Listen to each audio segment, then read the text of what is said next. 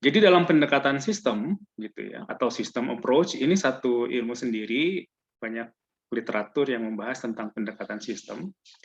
Jadi satu masalah itu nanti akan kita pandang sebagai sebuah sistem. Sistem itu adalah satu situasi gitu ya, di mana terdapat komponen atau entitas dalam sistem itu yang saling terhubungkan, yang saling berinteraksi gitu ya, untuk mencapai satu tujuan tertentu atau satu goal tertentu. Ada sistem, pasti ada yang namanya environment ya di luar sistemnya. Nah, sistem yang menjadi kajian kita gitu ya, tentu saja entitas-entitasnya adalah sesuatu yang berhubungan dengan yang kita pelajari. Di kuliah pertama kita sudah menunjukkan salah satu contoh sistem dari SPBU, ya, sistem pengisian bahan bakar ya. Di SPBU itu kalau kita lihat ada pompa SPBU-nya, ada operatornya, ada motor atau mobil yang mengantri, kemudian ada pedagang asongan di situ, ada bunga di situ, ada pot di situ, gitu ya. Kemudian ada rambu di situ, gitu ya. Nah, kalau kita ingin melihat apakah perlu penambahan kepada pompa SPBU-nya atau tidak, maka yang entitas-entitas yang kita perhatikan adalah entitas-entitas yang mempengaruhi variabel keputusan penambahan jumlah pompa tadi. Ya, di situ ada jumlah pompa existing, ya, waktu pelayanan existing, ya, waktu kedatangan motor atau mobil existing, waktu antar kedatangannya, kemudian panjang antrian pada hari ini, pada yang existing. Nah, itu kita pelajari, gitu ya, kita ukur. Kalau ternyata misalnya panjang antriannya itu melebihi kebijakan manajemennya, misalnya kebijakan manajemen adalah orang paling lama mengantri 5 menit misalnya, ternyata aktualnya sampai 30 menit misalnya, maka segera kita bisa ambil keputusan kalau dengan penambahan mesin baru, pompa baru, berapa besar investasinya, begitu ya. Kemudian apakah akan memperpendek masa antrian atau tidak. Nah, itu adalah salah satu contoh dari satu pendekatan sistem. Di situ tadi ada bunga, ada rambu, mungkin tidak perlu kita masukkan dalam sistem kajian kita, karena bunga, rambu, pedagang asongan itu tidak berpengaruh terhadap waktu pelayanan dan tidak berpengaruh terhadap panjang antrian.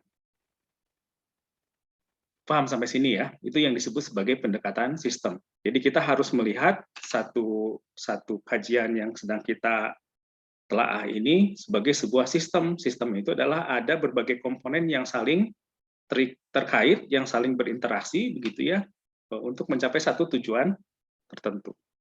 Seperti itu. Bisa dimengerti sampai sini? Bisa? Bisa, Pak. Bisa, Pak. Oke, baik. Saya coba lanjutkan. Ya. Nah, kemudian yang kedua itu ada yang namanya model. Ya, model ini adalah representasi dari sistem yang sedang kita pelajari, yang sedang kita telaah. Ya, ini kita sebut model. Jadi dalam dunia industri atau dalam dunia perusahaan, kalau ada problem, ya, jarang kita menyelesaikan problem secara langsung di dunia bisnisnya, di dunia realnya. Kenapa? Karena tentu saja cost-nya akan sangat mahal kalau kita menyelesaikan problem yang langsung di dunia realnya. Saya ambil contoh misalnya yang saya cerita kemarin. Pada saat saya sebelum memutuskan untuk membeli mesin CNC, maka saya hitungkan dulu begitu, ya. Saya hitungkan dulu berapa harga mesin CNC-nya, berapa order yang harus saya terima minimum dalam setiap bulannya, kemudian berapa umur pakai mesin CNC-nya. Umur pakai mesin CNC misalnya rata-rata di umur 6 tahun, ya. Tapi kan tidak mungkin saya menunggu kembali modal pada saat 6 tahun. Kalau begitu kapan saya dapat uangnya? Maka saya ingin uang saya itu kembali maksimum dalam waktu 3 tahun. Sehingga 3 tahun sisanya itu adalah masa saya menikmati profitnya. Oleh karena itu, karena saya ingin 3 tahun investasi saya kembali, maka saya harus tentukan berapa jumlah order yang harus saya terima dalam setiap bulan. ketemulah sekian gitu ya setiap bulannya. Kemudian apakah jumlah order ini yang saya terima setiap bulan ini cukup realistis? Saya lihat dari order-order masa lalu saya, gitu ya. Sebelum saya punya CNC, saya sudah banyak terima order-order itu dan saya subkontrakan ke orang lain. Dan ternyata dalam sekian tahun relatif stabil. Maka saya punya keyakinan bahwa dalam 3 tahun ke depan saya dapat menerima order seperti yang saya harapkan. Itu adalah saya hitungan dalam model dulu. Tidak langsung ujuk-ujuk saya beli mesin. Kenapa? Kalau ujuk-ujuk saya beli mesin, mending kalau misalnya hitungannya cocok, ya. Ini namanya dunia bisnis kan dinamikanya sangat cepat begitu. Bisa saja yang konsumen-konsumen saya itu pindah ke orang lain, bisa saja gitu. Nah, sesudah saya cukup yakinkan dalam modelnya, baru kemudian saya investasi dalam mesin. Dan ternyata memang semua dalam hitungan-hitungan yang saya buat dalam model itu mendekati sistem realnya. Sehingga saya bisa menikmati di sesudah tahun ketiga sampai tahun ke-6 gitu ya, itu saya menikmati profit marginnya gitu. Di tahun ke-6 mesinnya sudah menjadi tidak presisi ya. Maka ada 2 keputusan, tetap saya gunakan dengan performa yang semakin menurun atau segera saya jual dan capital gain-nya saya jadikan sebagai margin tambahan.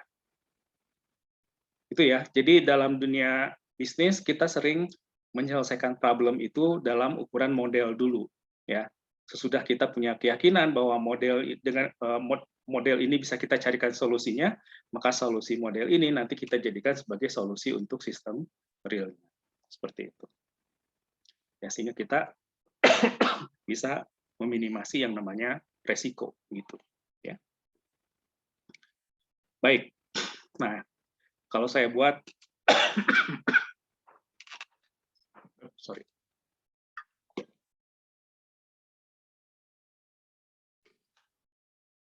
Jadi kalau tadi ini adalah sistem usaha ya. Sistem usaha saya gitu ya, di dalamnya mesinnya banyak gitu. Ada yang konvensional, ada yang CNC, ada yang mesin cutting, ya, ada yang mesin drilling, mesin milling, macam-macam. Nah, tadi yang saya tunjukkan adalah salah satu contoh sistem dari mesin mesin latte gitu, mesin bubut yang saya contohkan tadi. Jadi saya berinvestasi di mesin bubut CNC gitu. Ya. Sehingga sistemnya hanya sistem mesin bubut CNC saja. Terus pada saat saya melakukan investasi di mesin milling CNC, sistemnya sistem mesin milling CNC saja. Mesin gergaji, mesin cutting, wire cutting nggak saya perhitungkan. Yang saya perhitungkan di mesin itu saja gitu. Nah, ini adalah sistemnya. Kemudian dari sistem ini saya buatkan sebagai sebuah model, ya, model investasi untuk pembelian mesin CNC milling, ya, sama CNC latte gitu ya, CNC bubut dan CNC milling. Ya. Paham ya? Jadi ini saya buatkan contohnya seperti itu. Ya. Untuk contoh-contoh yang lain yang banyak dalam dunia industri itu adalah sistem inventory, ya, sistem inventory. Di manufaktur, satu part dengan part yang lain itu saling berhubungan. Ya, nanti akan mengalami proses assembly. Sehingga model yang digunakan umumnya adalah model material requirement planning, karena antara satu komponen dengan komponen lain saling terhubung. Tetapi kalau di retail, ya, kalau Anda bermain di retail, di Alfa, di supermarket begitu, antara satu komponen, satu item dengan item lain tidak terhubung. Ya, misalnya berapa jumlah sampo merek A yang harus saya simpan di gudang, gitu ya, dan berapa jumlah sampo merek B, gitu. Itu nggak ada keterkaitannya, ya. Jadi kita ke masing-masing item sampo tipe A atau merek A dengan sampo merek B masing-masing punya karakteristik yang berbeda, sehingga nanti dalam saat memodelkannya pun bisa dimodelkan secara independen, yang kita sebut sebagai model persediaan independen, ya. Kalau yang di manufaktur tadi ya yang saling terhubung, material requirement planning, ya. Sehingga kalau di retail kita cukup menggunakan model apa yang sering kita gunakan, akar 2AD per H. Berapa jumlah pesanan yang harus kita pesankan, berapa jumlah item atau jumlah produk yang harus kita pesankan, supaya dia disimpan tidak terlalu lama gitu ya, tetapi konsumen membutuhkan ada. Nah, itu menggunakan model yang common itu adalah akar 2AD per H, ya. Model inventory yang sangat sederhana. Nah, itu salah satu contohnya. Jika kalau ada 10 item, gunakan 10 model itu, 10 model untuk tiap-tiap itemnya. Ya, satu model untuk setiap item berarti ada 10 model. Kalau ada 1000, gunakan 1000. Kalau di minimarket itu ya, yang tipe yang kecil itu ada sekitar 19.000 item. Berarti kita menghitung untuk 19.000 item. Ruwet dong? Enggak, pakai software aja. Ya, ada database-nya, tinggal kita masukkan software-nya, kita bisa tentukan tipe A berapa yang harus kita pesan pada setiap harinya, gitu kan. Kan kalau supermarket itu tiap malam kita lakukan stok opname ya, kalau Anda yang magang mungkin pernah magang di situ. Tiap malam kita lakukan stok opname gitu di situ. Ya, tinggal lihat di software-nya saja sudah ada. Ya. Saya ambil contoh yang lain lagi, ini sebagai pembuka wawasan untuk Anda begitu. Di minimarket atau di supermarket itu karena jumlah itemnya ribuan bahkan puluhan ribu, sehingga seringkali kadaluarsa dari tiap-tiap item itu tidak terkendali. Ya. Dan biasanya mereka itu punya kebijakan kalau kadaluarsa kurang dari lebih dari 3 bulan, itu masih bisa ditukar 4 bulan, 5 bulan misalnya kadaluarsanya, itu masih bisa ditukar dengan produk yang baru. Ya, yang kadaluarsanya lebih panjang. Tetapi kalau sudah kurang dari 3 bulan, tinggal 2 bulan, tinggal 1,5 bulan, itu sudah tidak bisa diretur lagi. Nah, oleh karena itu, salah satu biaya yang tidak perlu, yang sering muncul di industri retail adalah harus membakar produk-produk yang sudah kadaluarsa. Ya, itu jumlahnya besar sekali. Nah, pernah satu ketika ada murid saya yang melihat problem itu, masalah itu. Nah, akhirnya dia membuat satu software begitu ya. Jadi pada saat stok opname di malam hari, itu selain melihat jumlah adalah dia menembak barcode kapan kadaluarsanya. Ya. Nah, kemudian nanti masuk ke dalam sistem database, nanti untuk material yang sudah mendekati kadaluarsa kurang dari 3 bulan, maka diberikan early warning system. Ya, ada tanda merah, kedip-kedip dan sebagainya. Sehingga dari situ produk-produk yang mau kadaluarsa itu bisa segera diretur ke pabriknya. Ini lumayan cukup mereduksi cost ya, karena cost pemusnahan gitu. Ya, karena kalau yang kadaluarsa kan harus dimusnahkan. Itu di satu tempat sampai miliaran setiap bulannya itu dimusnahkan. Nah, itu salah satu contoh penyelesaian dengan menggunakan cara-cara berpikir riset operasi. Ya. Baik, saya teruskan ya. Jadi ini kita menggunakan pendekatan sistem supaya kita bisa mendefinisikan problemnya dengan baik. Nah, tipologi model itu dalam buku Lieberman disebutkan ada yang model fisik, ada yang model matematis. Model matematis ada model analitik, ada model simulasi. Nah, model riset operasi itu ada biasanya di model analitik. Ya. Ada model deskriptif dan ada model normatif. Nah, tapi yang paling umum dipergunakan, cara memodelkannya itu adalah secara analitik, tetapi menyelesaikan problemnya secara simulasi dengan menggunakan software. Ini lebih banyak disukai, kenapa? Karena dengan menggunakan model simulasi, maka keputusan bisa diambil dengan cepat, atau solusi bisa ditunjukkan dengan cepat, walaupun solusi itu tidak terlalu presisi, begitu. Ya, seperti yang saya sampaikan, kadang-kadang dalam dunia bisnis, kecepatan itu melebihi presisi. Ya, tidak apa-apa, tidak terlalu presisi, tetapi informasinya bisa disampaikan secara cepat sehingga pengambil keputusan juga bisa mengambil keputusan dengan cepat. Gitu. Ya, ini kita lihat bagaimana saja contoh-contohnya. Ini model fisik kalau kita di kuliah kimia dasar waktu itu ya, ada H2O kan biasanya ada bulatan molekul hidrogen, oksigen, ya, ada oksigen diikat oleh 2 hidrogen, nah itu adalah namanya air. Ini adalah model H2O, model fisik. Apakah kenyataannya seperti itu? Walau alam kan kita tidak pernah bisa melihat ya. Tapi kira-kira kalau dimodelkan, diperbesar, bentuknya kira-kira seperti ini. Jadi ada atom oksigen ya mengikat 2 atom hidrogen. Ini adalah model fisik. Ya. Kita pengen beli supercar, tidak mampu. Beli aja die castingnya, ya, yang bentuknya semuanya mirip kecuali mesinnya tidak ada. Nah, itu juga model fisik. Ya. Model mainan mobil, Anda mungkin ada yang menyukai berbagai macam mobil yang die casting itu. Ya. Semuanya mirip, kecuali tidak ada mesin. Ya. Itu juga model fisik. Apakah diperlukan? Diperlukan juga model fisik itu. Untuk apa? Supaya kita punya gambaran tentang sistem yang sedang kita telaah. Gitu. Ya. Mirip dengan model fisik ini, sering ada yang namanya rich picture diagram. Ya. Jadi kita menggambarkan sistem yang sedang kita telaah dengan gambar-gambar. Yaitu juga sebetulnya model fisik, tapi dalam bentuk gambar yang kita sebut sebagai rich picture diagram. Sampai sekarang saya selalu membuat rich picture diagram setiap ada problem. Ya, kalau Anda yang suka nonton Instagram adalah jabat kita juga ada yang hobinya itu bikin rich picture diagram. Ada problem apa sama dia digambarkan, nanti kelihatan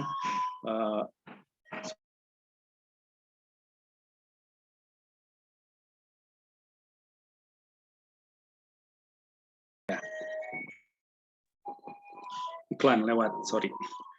Nah, itu disebut sebagai rich picture diagram. Nanti kita tinggal pilih mana elemen yang berhubungan dengan variabel pengambil keputusan, mana yang tidak. Gitu.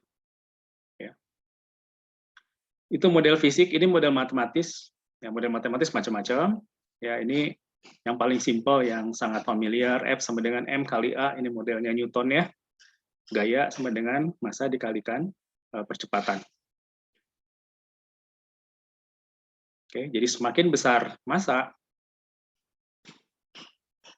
maka gaya yang dipakai untuk memindahkannya semakin besar. Ya, seperti itu. Begitu pula juga dengan semakin percepatannya semakin tinggi, maka gaya yang dikeluarkan juga akan semakin besar. Gitu. Ya. Nah, ini proses pemodelan. Kalau ini ada sistem, gitu ya. Tadi yang saya sampaikan, contoh sistem SPBU atau sistem inventory di manufaktur ataupun di retail, gitu ya. Kemudian kita buatkan menjadi sebuah model. Tadi kalau di sistem SPBU menjadi model antrian, kalau di retail menjadi model persediaan. Ya, akar 2AD per H kalau di retail. Kemudian kita cari solusinya. Solusinya kalau di retail adalah berapa jumlah item yang harus dipesan supaya cost-nya paling minimum. Ya. Ketemulah angka tertentu, kemudian angka itu kita eksekusi di sistem realnya. Kita pesankan jumlah item yang kita maksud sejumlah sekian. Ya. Nah, nanti kita lihat apakah betul cost persediaannya minimum. Ya, kita hitung. Kalau iya berarti solusi model kita tepat dan solusi model kita menjadi solusi untuk sistem realnya. Gitu ya. Tadi untuk sistem SPBU misalnya ya, dengan menambah satu pompa, ternyata jumlah antriannya menurun. Kalau jumlah antrian menurun, maka orang yang datang akan lebih banyak, sehingga omsetnya meningkat. Nah, itu seperti itu. Ya. Jadi keputusan dari model itu akan menjadi keputusan untuk sistem. Ya, gitu. Oke, ini sama saja saya tulis dalam bentuk yang lain. Jadi di ujung besarnya adalah model matematis. Jadi sekarang kita sudah berbicara tidak model ikonik lagi, gitu ya. Kita akan langsung bicara tentang model matematis. Ya. Model matematis di dalamnya ada model penelitian operasional. Nah, dalam model penelitian operasional itu ada model optimasi. Yang tadi saya sampaikan ada model simulasi. Ya. Kemudian di model optimasi di dalamnya ada model pemrograman matematis. Untuk hal-hal yang butuh presisi kita menggunakan model optimasi, tetapi untuk hal-hal yang sangat cepat yang perlu diambil keputusan dengan cepat, kita bisa menggunakan model simulasi. Ya. Kira-kira seperti itu. Tapi kita akan bicara nanti Untuk model programa linear ini masih ada di model optimasi. Ya, nanti untuk penyelesaiannya kita akan cari secara analitis, tetapi saya akan coba gambarkan kalau misalnya itu dilakukan secara simulasi seperti apa. Oke. Langkah-langkah dalam studi penelitian operasional, jadi seperti yang saya sampaikan tadi, ini algoritmanya sudah klasik, sudah baku. Selama kita mengikuti tahapan-tahapannya, jawabannya akan cenderung betul, gitu ya. Tapi kalau ada yang terlewat, ya itu tadi, akibatnya jawabannya menjadi tidak valid, begitu. Ya. Pertama adalah definisikan masalah dengan menggunakan pendekatan sistem tadi, ya, pemodelan sistem. Yang kedua, merumuskan model matematisnya, ya. Nanti kita akan banyak contoh, akan melihat banyak contohnya sambil jalan. Yang ketiga, mengumpulkan data yang relevan. Yang keempat, mengembangkan prosedur untuk menentukan solusinya. Kemudian, yang kelima, menguji model. Yang keenam, menyiapkan penerapannya. Kalau modelnya sudah diuji dan ternyata performansi modelnya bagus, maka kita siapkan untuk diterapkan dalam sistem real. Ya. Baru kemudian kita implementasikan. Nah, sesudah diimplementasikan, tetap harus kita cek performansi sistemnya. Apakah betul dengan solusi terbaru itu, sistem memberikan performansi yang jauh lebih baik daripada sebelumnya. Kalau iya, maka dilanjutkan untuk nanti kita mencari masalah-masalah yang baru. Karena seperti itu nanti ya. Perusahaan ini semakin besar kalau dia selalu terlibat dalam proses pencarian masalah. Proses pencarian masalah itu ujungnya adalah untuk meminimasi cost dan ujungnya adalah menaikkan profitabilitas. Sehingga nanti perusahaan akan terus besar gitu.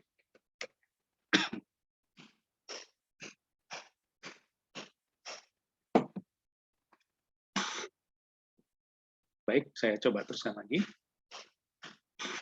Nah, ini prinsip-prinsip dalam pemodelan. Ya. Buatlah model sesimpel mungkin, kalau itu sudah mewakili sistem realnya. Jadi, jangan membuat model yang rumit, kalau yang sederhana pun sudah mencukupi. Tadi saya ambil contoh, untuk persediaan akar 2AD per H, sistem inventory Wilson, ya akar 2AD per H. Tetapi Wilson itu terjadi kalau antara satu item dengan item yang lain tidak saling berhubungan. Nah, kalau kondisinya seperti itu, gunakan saja Wilson, akar 2AD per H.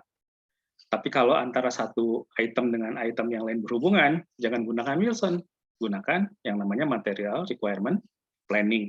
Ya. Kapan plan order rilisnya, kapan plan order receipt-nya, dan seterusnya, dan seterusnya. Ya. Yang kedua adalah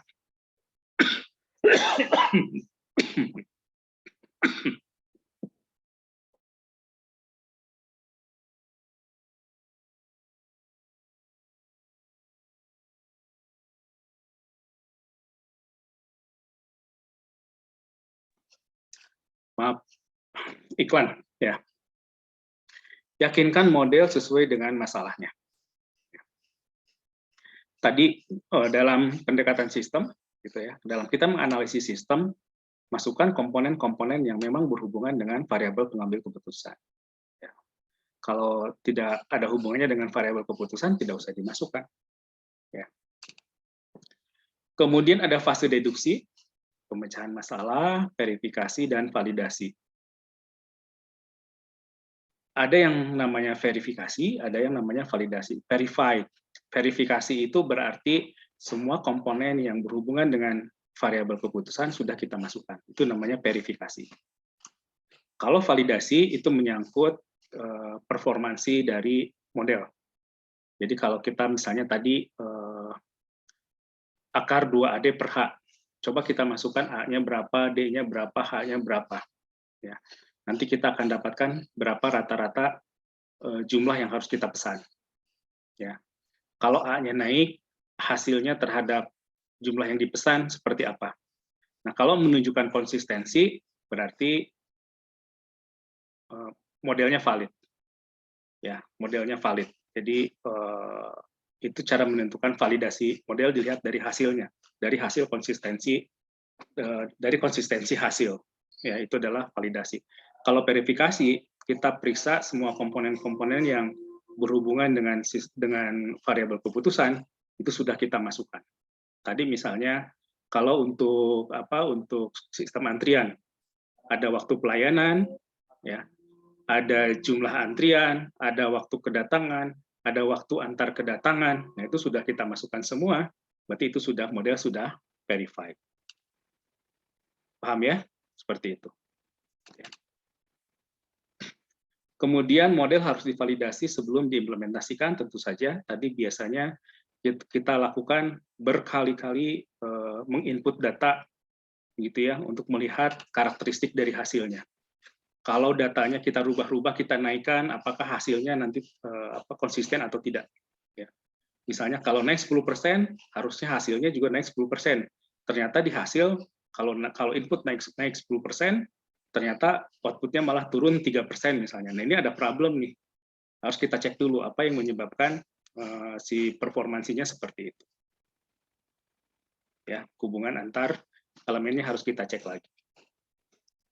Ini adalah prinsip-prinsip dari pemodelan.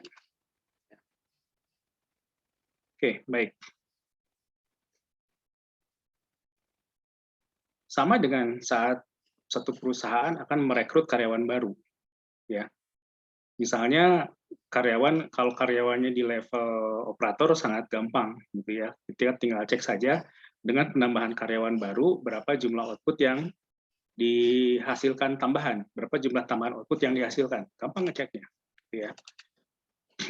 Sehingga kalau ada penambahan karyawan baru, misalnya pekerjaan yang bottleneck di bagian mana, ditambah operator baru, maka bottleneck harusnya bisa terurai. Gampang kalau itu. Ya. Tapi kalau untuk supporting system, nah itu yang harus berkali-kali kita validasi. Misalnya Anda dari lulusan dari ilmu manajemen, Anda misalnya direkrut sebagai staff purchasing. Nah, dengan merekrut Anda sebagai staff purchasing, gitu ya, problem apa di purchasing yang bisa segera terselesaikan? Ya. Misalnya sebelum Anda masuk, misalnya begitu ya, pembelian selalu terlambat, barang datang selalu terlambat, akibatnya pembayaran selalu terlambat. Ya. Nah, dengan Anda masuk ke situ, apakah problem ini bisa terselesaikan atau tidak? Jadi purchasing, pembelian tidak terlambat, kedatangan barang tidak terlambat, dan pembayaran menjadi tidak terlambat. Karena Anda menghandle pekerjaan itu misalnya. Nah, itu juga sama. Kita harus coba uji terus gitu ya, sesudah yakin, baru kemudian Anda direkrut dan diuji cobakan untuk 3 bulan misalnya. Ya, sebagai manajemen trainee 3 bulan di situ. Nanti dilihat dulu performanya. Paham ya seperti itu ya? Nah, kira-kira itulah contoh-contoh dari cara berpikir riset operasi. Contoh-contoh model keputusan, ini untuk tambah wawasan. Saya akan tunjukkan satu contoh yang simple, yang sederhana, gitu ya, hampir mendekati yang tadi penggantian mesin tadi. Dari situasi di mana seorang manajer departemen produksi harus menentukan apakah membeli mesin otomatis atau semi otomatis. Kedua mesin menghasilkan suatu komponen tertentu dalam ukuran batch. Ya. Kondisinya misalnya seperti ini. Jadi biaya, ada mesin semi otomatis, ada mesin otomatis. Biaya setup untuk yang mesin semi otomatis adalah $20, saya contohkan seperti itu. Untuk yang otomatis $50. Untuk biaya variabel satuannya 0,6, untuk biaya berapa nih kelihatan? Yang otomatis adalah 0,4 ya. Jadi kata kuncinya itu ada biaya setup per batch, ada biaya variabel satuan. Untuk biaya setup per batch yang semi otomatis $20 butuhnya, yang otomatis butuhnya $50. Biaya variabel satuan butuhnya $0,6, yang ini butuhnya tadi berapa? $0,4. Ya, ini problemnya seperti ini.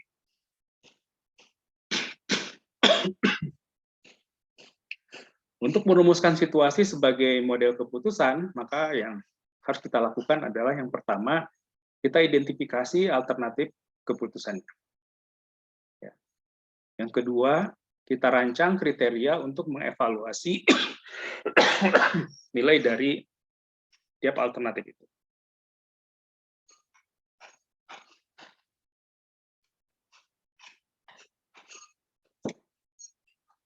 Yang ketiga, menggunakan kriteria sebagai dasar untuk memilih alternatif yang tersedia yang terbaik. Ya, tadi saya sudah ambil contoh sebetulnya untuk mesin CNC, tapi kita lihat ini yang kriterianya lebih simpel. Ya. Belajar lah gitu ya. Kalau di aslinya sih lebih banyak kriteria yang kita gunakan. Ya. Dan biasanya jarang kita memutuskan sendiri ya. Kita biasanya berdiskusi dengan engineer kita apa plus minusnya begitu sebelum akhirnya nanti diambil keputusan. Ya. Nah, dari pernyataan masalah terdapat dua alternatif. Yang pertama, apakah kita akan beli mesin otomatis atau kita beli mesin semi otomatis. Ya. Saya pernah ngalamin juga untuk mesin yang waktu itu saya dapat orderan part jumlahnya sekitar 5.000 lah per hari begitu ya. Apakah kita perlu menggunakan mesin otomatis untuk jumlah yang hanya 5.000 per hari atau cukup menggunakan mesin yang semi otomatis saja, mesin turret ya. Turret itu adalah mesin dedicated untuk satu produk tertentu yang bisa produksi dengan maksimum. Kenapa? Karena tidak perlu settingnya sekali aja. Setting di awal, sesudah itu mesinnya akan jalan gitu ya. Nanti tinggal jalan, cutting aja terus. Nah, waktu itu harganya jauh banget. Mesin turret yang 32 mm itu murah, harganya hanya sekitar 80 jutaan gitu ya. Tapi kalau yang mesin otomatis tadi itu ya di atas 500-an. Ya. Nah, ini sih nggak terlalu susah kita ngambil keputusannya. Jadi orderannya per hari 5.000 dan kita tentukan kira-kira butuh mentok maksimumnya di berapa. Ya ternyata di 5.000. Ya dengan 5.000 cukup yang mesin 80 juta aja. Mesin 80 juta gitu ya, itu belum satu tahun sudah kembali dan sisanya sementara mesinnya lumayan cukup awet. Sehingga kita bisa menikmati masa umur mesinnya sebagai profit margin aja. Sedap ya di situ. Oke, kembali ke sini. Evaluasi kedua alternatif ini didasarkan atas biaya yang tadi ada biaya setup, ada biaya variabel. Ini untuk belajar, untuk pembelajaran dimudahkan saja. Ya, cuman ada dua variabel, itu biaya setup dan biaya variabel. Ini asumsinya.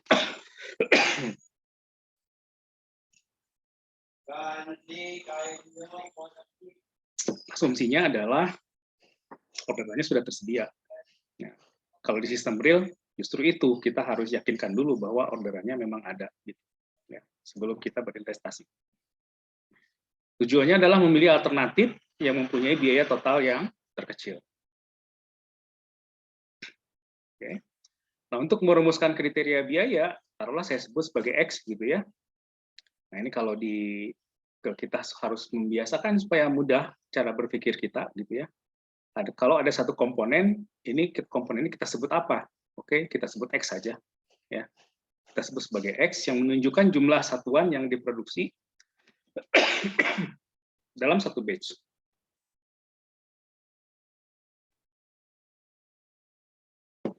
Ini mudah saja, biaya produksi per batch sama dengan biaya setup ditambah dengan biaya variabel satuan. Ya. Untuk mesin otomatis kita tulis seperti ini supaya gampang. Untuk yang mesin otomatis tadi kan biaya setupnya 50, biaya variabelnya 0,4.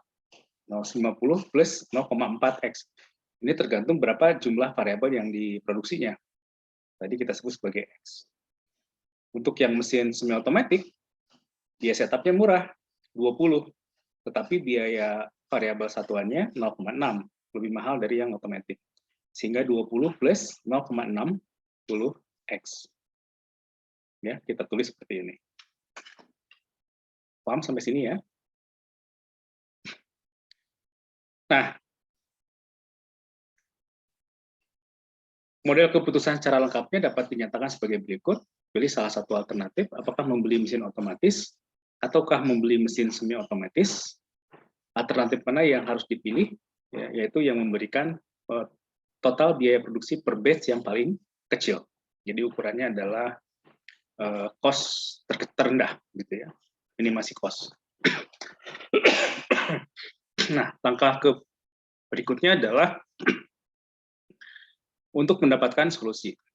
Ya, kita dapat menggunakan satu break even chart. Anda sudah belajar pasti semua yang namanya ya titik impas ya, break even point-nya. Kita lihat seperti ini, ya.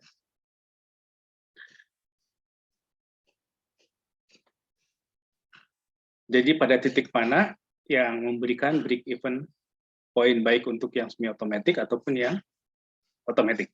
Ya. Kalau kita perhatikan, ya keputusan umum yang didasarkan pada model adalah beli mesin semi otomatis jika ukuran batch-nya kurang dari 150 unit.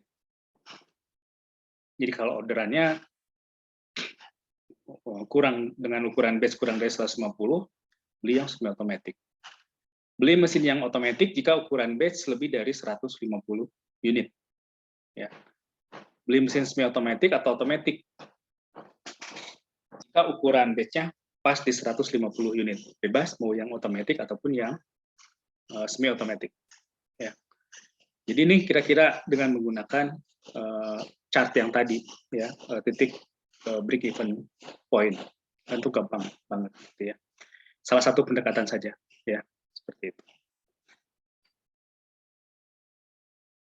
Oke, dari contoh ini kalau kita lihat, gitu ya, model secara implisit mengasumsikan bahwa kedua mesin menghasilkan komponen pada kecepatan yang sama, sehingga ukuran batch yang berkaitan dengan periode produksi adalah sama. Nah, ini ada asumsi yang digunakan. Pada kenyataannya pasti beda, ya semi otomatis dengan matic itu pasti beda. Ya. Kemudian misalkan kecepatan produksi per jam untuk mesin otomatis dan semi otomatis masing-masing adalah 25 dan 15 unit. Ya. Dan misalkan bagi pabrik beroperasi per shift-nya itu per hari dalam satu shift selama 8 jam. Pabrik manufaktur itu kalau kerja hanya 8 jam rugi ya. Jadi diusahakan kerja itu 3 shift ya. Dalam kondisi segimanapun kalau bisa yang 3 shift supaya mesin itu bisa jalan running selama 24 jam. Ya. Oke.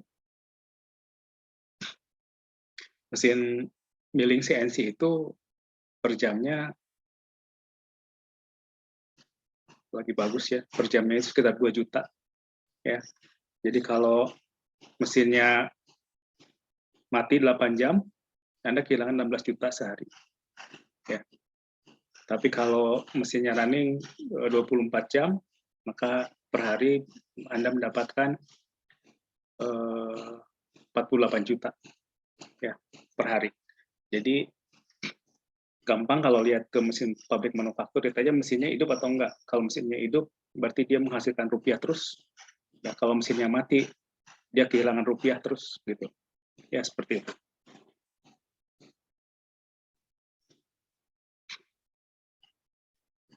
Oke, informasi ini menambah pembatas yang belum dijelaskan dalam model, karena pabrik bekerja selama satu shift dalam waktu 8 jam, maka ukuran batch maksimum yang dihasilkan adalah mesin otomatisnya 200 unit, 25 kali 8 jam. Ya. Mesin semi otomatis 120 unit, 15 kali 8 jam. Nah, ini contoh dari cara pengambilan keputusan dengan menggunakan riset operasi. Gitu. Seperti itu.